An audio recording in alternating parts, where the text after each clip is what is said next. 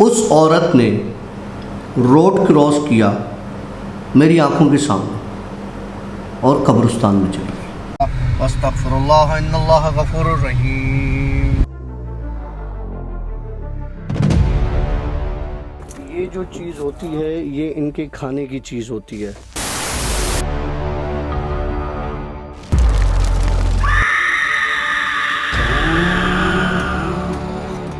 अच्छी खूबसूरत चीज़ें और बदसूरत चीज़ें, हर खूबसूरत चीज़ अंदर से बदसूरत ज़रूर होती है। अच्छा, मतलब अगर मैं खूबसूरत हूँ तो मेरे अंदर बदसूरती होगी, कहीं ना कहीं होगी, किसी न किसी चीज़ को लेके होगी।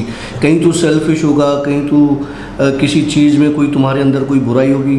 लाज़िम सिवाय नबी करीम सल्लल्लाहु अलैहि वसल्लम की ज़ात के हर वो चीज़ जो खूबसूरत है उसका कोई ना कोई नेगेटिव इम्पैक्ट होता ही होता है। चलो यार, थैंक यू, तूने माना तो सही कि मैं खूबसूरत हूँ। तो है, इसमें कोई डाउट नहीं। इतना प्यारा आपको गिफ्ट मिला है माशाल्लाह, इसमें भी आप बहुत खूबसूरत लग रहे हो। Thank you very much. मेरे सामने मुझे देख भी रहा है मेरा हमजात, मेरा हमजात। हाँ, अच्छा, ये बात करने का मकसद ये था मेरा कि देखें, कुछ जिन्नात की किस्में ऐसी हैं जो आपके पास खूबसूरत शक्ल में आती हैं, ठीक है, उसके बाद वो अपना रूप बदलती हैं, वो बदसूरत हो जाती है, ठीक। ना वो सिंड्रेला होती हैं, ना वो आपको प्यार करने आती हैं। हाँ, अगर कोई ऐसी खूबसूरत मखलूक, कोई ऐसी खूबसूरत जिन, कोई बला, कोई चुड़ैल अगर मैं सो रहा हूँ और मुझे आगे सर पे प्यार कर रही है या मेरे कंधे पे प्यार कर रही है, तो खुदा की कसम मैंने उसको नहीं बुलाया, वो अपनी मर्ज़ी से आई है और मैंने वो चीज़ नोटिस की है, मैंने देखी है, तो मैंने वो किस्सा बताया है आपको, ठीक है। किस्सा सुनाता हूँ एक औरत का, जो कि मेरे साथ ये वाक़या हुआ है और ज़ाती, मतलब ये मेरा पर्सनल एक वाक़या है जो मुझे शेयर नहीं करना चाहिए, लेकिन मैं आप लोगों के साथ शेयर कर रहा हूँ क्योंकि आज का टॉपिक बहुत इस तरफ चला गया ना, तो इस वजह से मैं आज बता ही देता हूँ आपको। आशी, मैं कराची में हुआ, मुझे पता है मेरी मिसेज़ मेरे कान खींचेगी, लेकिन चलो यार, होता है, बता तो है, तुम्हें बताया था मैंने। डिलीट तो नहीं करवा देगा? नहीं, उसे बता दिया था मैंने ये किस्सा। मैं कराची में हुआ तो जिस हॉस्पिटल में मैं जॉब कर रहा था स्टार्ट में, ठीक है, वो एक गुंजान एरिया में है, बहुत लोग आते जाते हैं और काफ़ी अच्छी हॉस्पिटल है। मेरा वहाँ से डेली आना जाना होता था क्योंकि मैं नाइट करता था, तो मैं रात को तकरीबन 8 बजे मेरी ड्यूटी स्टार्ट होती थी, 8:30 बजे, तो आधे घंटे का रास्ता होता था। मैं 8 बजे घर से निकल जाता था या 7:45 बजे निकलता था और दूसरे दिन सुबह में 8 बजे 8:30 बजे ऑफ कर लेता था अपना ड्यूटी से। रात को 3:30 बजे मेरी इमरजेंसी में ड्यूटी होती थी। एक पेशेंट आई मेरे पास अकेली, उसकी कंप्लेन ये थी कि मुझे रातों को नींद नहीं आती। मेरे लफ्ज़ों पर गौर कीजिएगा, मुझे रातों को नींद नहीं आती। It was the first sign जो मैंने मिस की। मैंने स्टार्ट में उससे कुछ सवाल किए कि अच्छा, वो उस वक्त जो एज उसकी जो मुझे नज़र आती थी, लाइक शी इज़ अबाउट 35-34 इस तरह की। मैंने उससे हिस्ट्री ली, उसका नाम पूछा जो एक नॉर्मल डॉक्टर करता है, मैरिटल स्टेटस पूछा, कहने लगी कि मैं अनमैरिड हूँ। अच्छा, अकेली रहती हूँ, जॉब करती हूँ, सुबह में जॉब पर जाती हूँ और रात को मुझे नींद नहीं आती। तो मुझे लगा डिप्रेशन में है, ऑब्वियस, इतनी एज हो गई, कोई ना कोई इशू फैमिलीज़ के इधर उधर हो जाते हैं बंदे के साथ। मैंने उसे एंटी डिप्रेशन लिख के दे दी, वो मेडिसिन लेके चली गई, ठीक हो गया। एक हफ्ते तक, अच्छा, बहुत प्रिटी थी माशाल्लाह, बहुत खूबसूरत थी, डिसेंट लेडी थी। एक हफ्ते तक वो पेशेंट दोबारा नहीं आई मेरे पास। एक हफ्ते, क्योंकि मेरी ऑल्टरनेट नाइट्स होती थी, हो सकता है किसी ऑल्टरनेट नाइट में आई, मेरे पास नहीं आई। 1 हफ्ते के बाद मेरे पास आई। वो टेबलेट्स जो मैंने लिख के दी थी, एंटी डिप्रेसेंट और कुछ सेडेटिव्स, उसके खाली रैपर लेके टेबलेट्स के, कि मैं एक रात में ये 2-2, 3-3 खा रही हूँ। That was the second sign. मैंने कहा 2-2, 3-3 यार, ये एक टेबलेट अगर कोई खा ले तो 24 घंटे उठता नहीं है, इसमें इतनी नींद होती है। ये एक रात में 2-2 पैकेट खा लेती है, 3-3 पैकेट खा लेती है यार, मतलब स्ट्रेंज। या तो ये एडिक्ट है, कोई नशा वशा करती है ऑलरेडी पहले से ही, कोई पार्टी वार्टी टाइप है, लेकिन ऐसी लगती नहीं थी। बहरहाल मैंने उसे कहा कि ऐसा मैंने कभी नहीं देखा कि ये इतनी मेडिसिन आप रात में खा रही हैं, नींद नहीं आ रही। मैंने कहा अब आप मेरे ख्याल से कि किसी अच्छे डॉक्टर को, न्यूरोलॉजिस्ट को, किसी को दिखाएं ताकि वो रूल आउट करे कि मसला क्या है, क्योंकि नींद तो बहुत ज़रूरी है। कहने लगी नहीं, वो मुझे जो है ना कोई ज़्यादा नहीं तो, अब उसकी बात सुनना, वो आगे क्या कह रही है। ज़्यादा नहीं तो मुझे ये आदत जो है ना 2-3 सालों से, जब उसने कहा ना 2-3 सालों से, तो मेरे 6 सेंस ने काम करना शुरू कर दिया। मैंने कहा एक रात कोई ना सोए, दूसरे दिन वो ज़रूर आधा घंटा, 1 घंटा, 2 घंटे सोएगा, तीसरे दिन सोएगा, दूसरे दिन सोएगा, लेकिन सोएगा यार। लाइक 3-4 साल से जो ना सोए, मैं मतलब मेरे मानने की, वो कह रही थी कि मैं 3-4 साल से मैं सोई नहीं। उसने ये नहीं कहा कि रात को नहीं सोई, दिन में भी नहीं सोई। उसने मुझसे कहा कि मैं 3-4 सालों से नहीं सोई, बिल्कुल नहीं सोई। बिल्कुल नहीं सोई। अच्छा, चल ठीक है। अब मुझे वो चीज़ जो है ना वो तंग करने लगी। मैंने कहा यार ये 3-4 सालों से नहीं सोई, लाइक इसको किसी डॉक्टर, तो मैंने उसे डॉक्टर का नाम बताया। मैंने कहा यार ये सुबह में होते हैं हमारे पास इस टाइम पर, आप काइंडली आ जाएं, आपका शायद कोई CT स्कैन, कोई MRI, कोई ऐसा कोई इशू हो, करवा के देख लेंगे, पता चल जाएगा कि आपको नींद क्यों नहीं आती और मुझे कोई सीरियस इशू लग रहा है आपका। तो कहने लगी हाँ मुझे सीरियस इशू है और इन दवाओं से मुझे नींद नहीं आएगी। तो मैंने कहा कि क्या आप कोई ड्रग लेती हैं, कोई सेडेटिव इंजेक्शंस लेती हैं? क्योंकि अक्सर होता ही है यार, सॉरी डॉक्टर्स, मैं कुछ ऐसे डॉक्टर्स हैं यार जो इस फील्ड में इतना डिप्रेस हो जाते हैं, फिर वो सेडेटिव इंजेक्शंस लगाते हैं अपने आप को ना। मेरी भी हैं कुछ सर्कल में ऐसे लोग, सॉरी टू से यार, ये बुरी आदत है, ऐसा ना किया करो। अच्छा, फिर तो मुझे तो कहने लगी नहीं, मैंने आज तक सिवाय इन टैबलेट्स के कोई दवा इस्तेमाल नहीं की, ना मुझे कभी कोई बुखार आया, ना मुझे कोई और बीमारी हुई, ना ही मैंने किसी चीज़ के लिए, ये मैं आपके पास आई थी, आपने मुझे मेडिसिन दी, मैंने खा के देख ली, मुझे असर नहीं हो रहा। मैंने कहा आप सुबह आके न्यूरोलॉजिस्ट को दिखा दें। मेरे लिए एक अजीब सा केस था।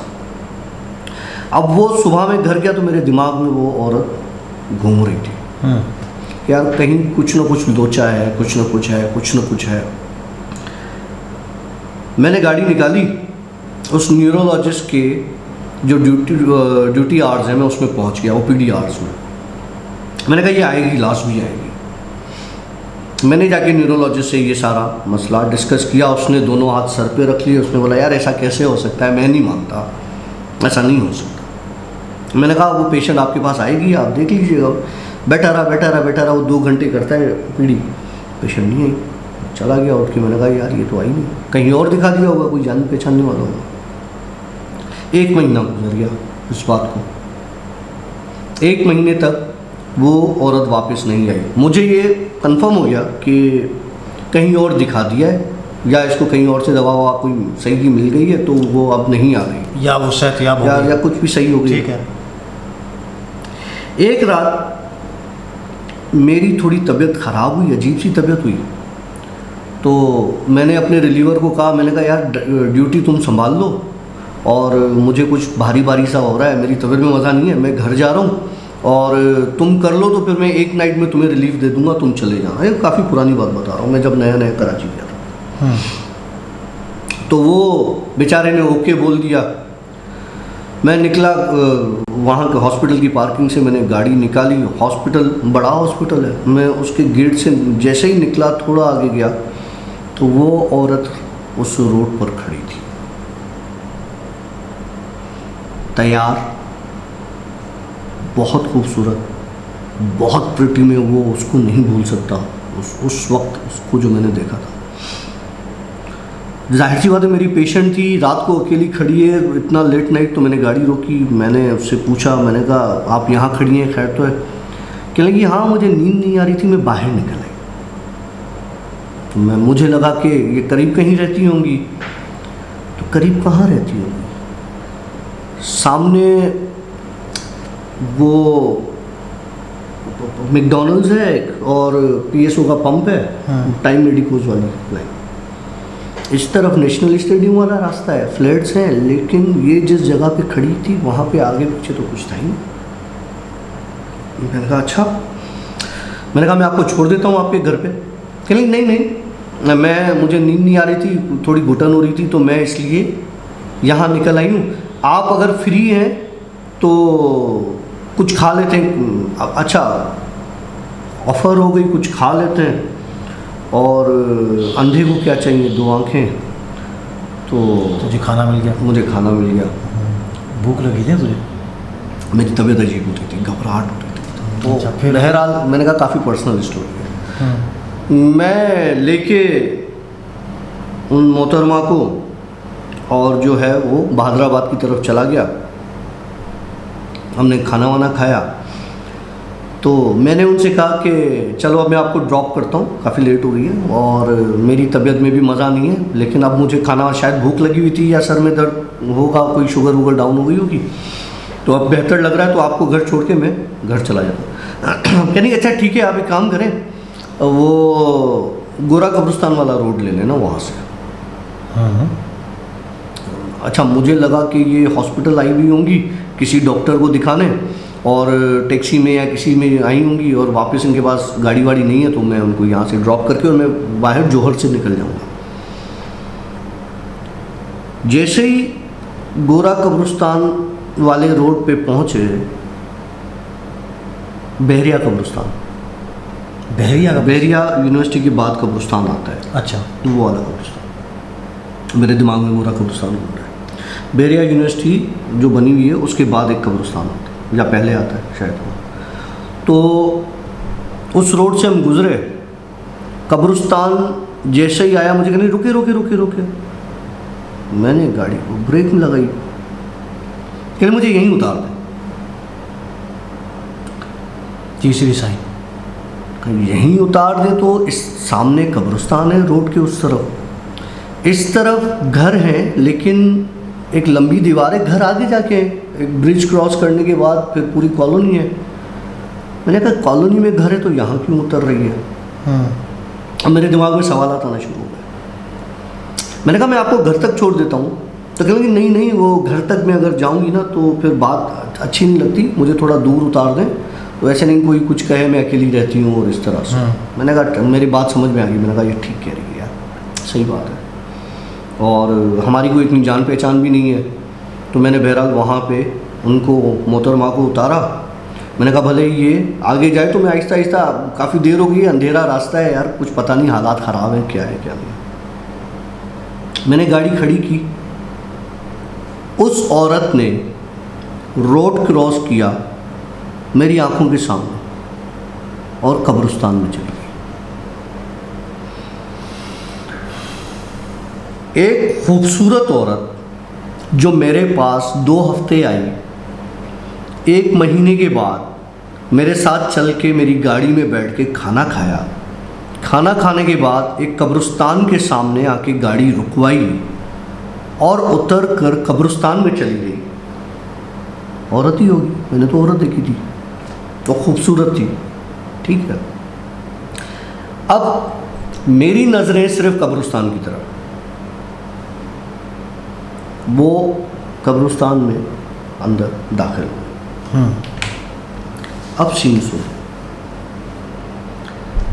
अब होता है मेरे साथ सीन स्टार्ट। मेरी तबीयत बिगड़ना शुरू हुई उसी वक्त। जो भारीपन मुझे हॉस्पिटल में हो रहा था ना, और इसके साथ घूम फिर के खाना वाना खा के जो मैं हल्का महसूस कर रहा था, शिद्दत से मेरी तबीयत ख़राब होना शुरू। मैं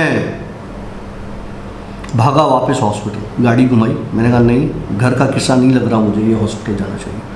तो मेरे डॉक्टर ने, जिसको मैं छोड़ के आया था, मैंने कहा यार वो मेरी तबीयत ख़राब होगी, मुझे लग रहा है कि मुझे चेस्ट पेन हो जाएगा या कुछ हो जाएगा, मुझे बहुत ज़्यादा घबराहट हो रही है। और तो कहने लगा यार तू अच्छा हुआ आ गया, वो तुम्हारी एक पेशेंट बैठी है बाहर।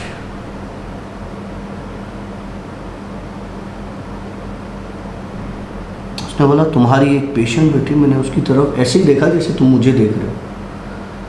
मैंने कहा कौन सी पेशेंट? लगा यार वही जिसको नींद नहीं आती, वो नशाई जो है। और मैंने कहा यार, मैंने कहा मजाक कर रहा है?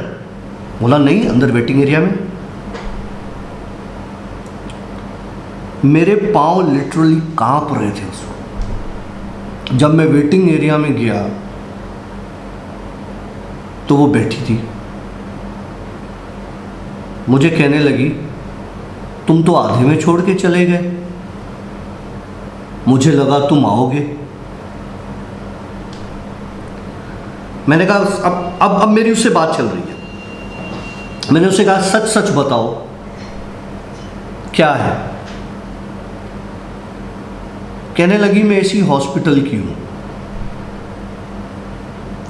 अच्छा, हॉस्पिटल से मुराद कि मैं यहां पर आती जाती रहती हूं,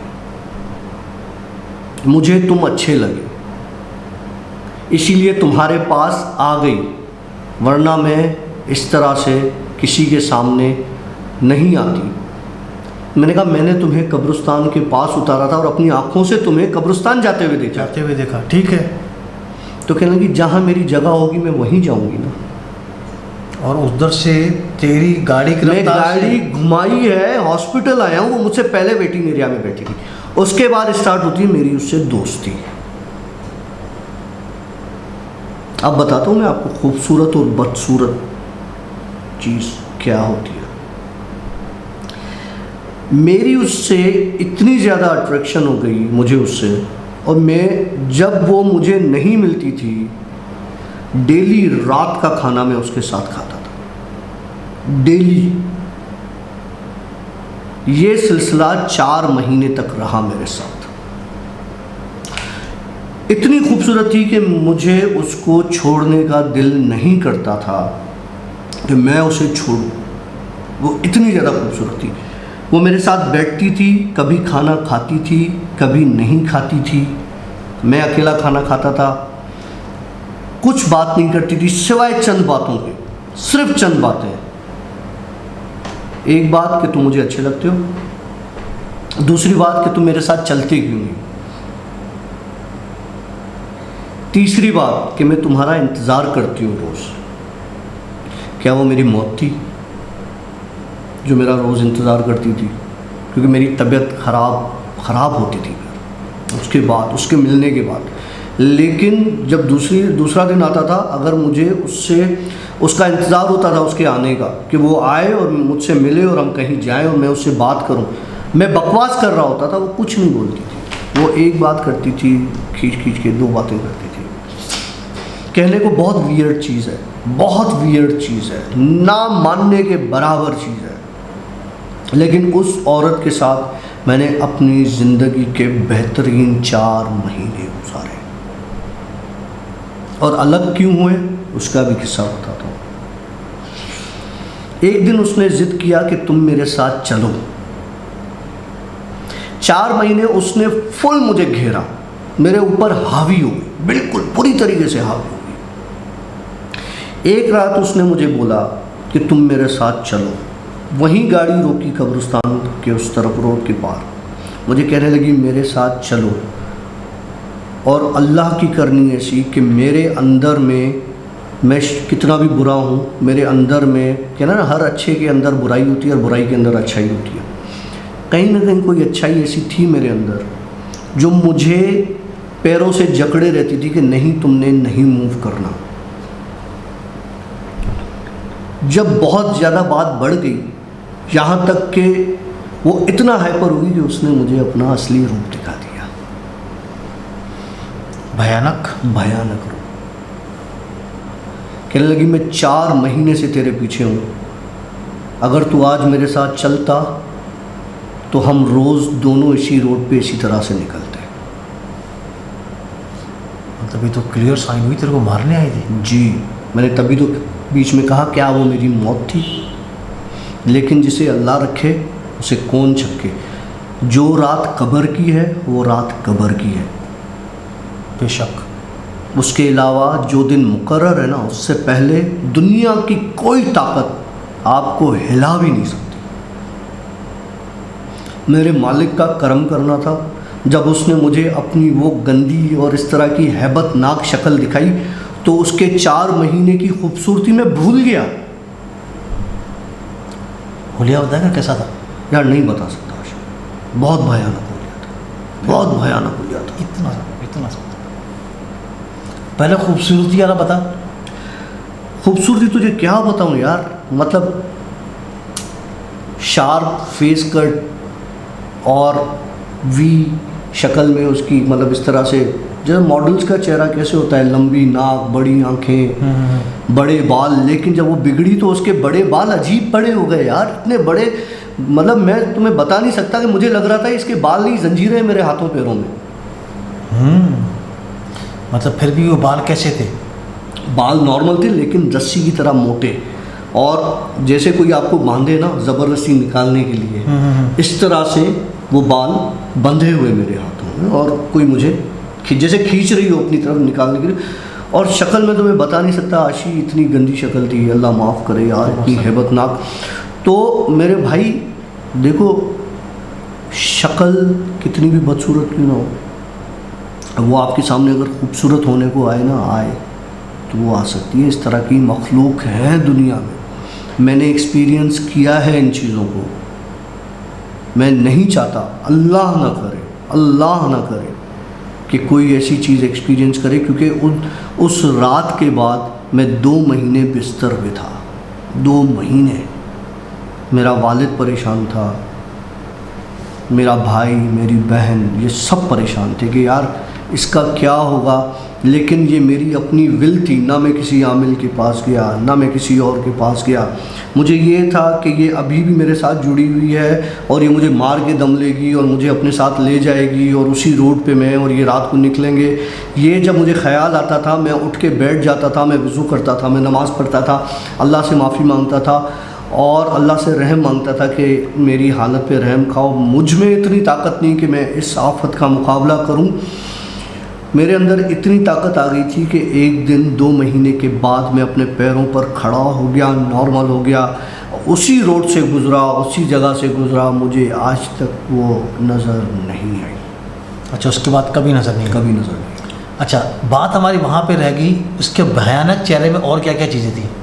एक बड़े बाल तुझे बताया, बड़े बाल के जैसे, जले हुई तरह का चेहरा, झुर्रियों वाला, गंदा, नाक लंबी, जैसे पहले मैंने बताया कि उसकी लंबी नाक थी लेकिन अजीब बदी सी लंबी नाक।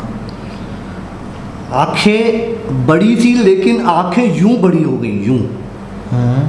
मतलब आशी मैं नहीं डिफाइन कर सकता उसका भयानक चीज़, बहुत भयानक। अच्छा, कुछ पर्सनल सवाल पूछ सकता हूँ? नहीं भाई नहीं है, नहीं। स्टोरी में नहीं रह जाएंगे ना। अच्छा, चलो। खाल रह जाएंगे, मरवा नहीं देना। नहीं मरवा नहीं रहा। अच्छा अच्छा, मुझे ये बता कि तू 4 महीने उस बंदी के साथ रहा, तुम लोगों ने बाहर खाना भी खाया। खाना खाते वक्त कभी मतलब ऐसे तुझे फील हुआ कि ये बंदी खाना खा नहीं रही है? मतलब कभी कभार तू कह रहा है हाँ कि भाई खाती थी, कभी नहीं खाती। खाती क्या थी पता है? वो कि अगर हमने कोई जिस तरह से कोई चिकन ब्रोस्ट मंगवा लिया तो वो हड्डियाँ चबाती थी। तो जो उस वक्त कराहत नहीं होती थी? यार लोगों को होता है ना, वो रोज़ खा के साथ में हड्डियाँ भी चबा रहे होते हैं, कुछ लोगों की होती है। मुझे तो नॉर्मल, यार इतनी खूबसूरत रोज़ मेरे सामने बैठी है, 10 लोग आसपास देख रहे हैं, यार ये कौन बंदा है यार, इसके साथ इतनी प्यारी बच्ची बैठी है। हाँ, और वो जब हड्डियाँ चबा रही हो तो बाकी 10 लोग तुझे देख रहे होंगे। अच्छा, मुझे एक और चीज़ बता, कभी उस 4 महीने में उस बंदी ने बिल दिया? नहीं, कभी भी नहीं? कभी भी। वो 4 महीने तूने बिल भरा? मैंने बिल भरा। तो तूने 4 महीने बिल भरा तो उसके साथ कभी कुछ हुआ? और यार राशि छोड़ यार, कैसी बात है? नहीं मतलब देख, नहीं एक यार चुप हो जा यार, पानी इस स्टोरी के साथ लिंक है। नहीं कुछ लिख ली, इस स्टोरी के साथ लिंक है। मुझे ये बता कि मतलब, अच्छा चल, इतना इनडायरेक्ट वे में, बेगम माफ़ी। हाँ, इनडायरेक्ट वे में मुझे खाली ये बता कि कभी उसने तुझे सब कुछ देना चाहा यार ना करने के लिए? देखो वो